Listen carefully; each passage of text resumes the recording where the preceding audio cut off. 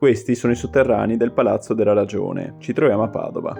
Durante gli scavi archeologici sotto il Palazzo della Ragione, realizzati tra il 1991 e il 1992 dalla Sovrintendenza dei Beni Archeologici del Veneto, è riemersa la stratificazione edilizia della città prima del 1218, data di costruzione del palazzo. Si può vedere che le sue fondamenta sono frutto di riciclo di materiale di edifici preesistenti, tra cui anche di epoca romana.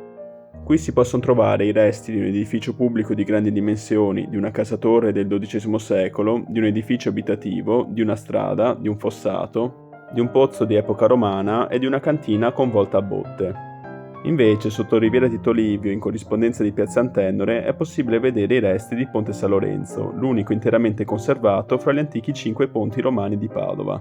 Risale al decennio tra il 40 e il 30 a.C., è imposto su 2 pile e articolato in 3 arcate. Prende il suo nome dalla vicina chiesa di San Lorenzo, distrutta nel 1809 per volontà napoleonica. Sotto questo ponte scorreva il Naviglio interno, interrato negli anni 60, e oggi al suo posto si trovano Riviera Tito Livio e Riviera dei Ponti Romani, chiamata così per i resti degli antichi ponti.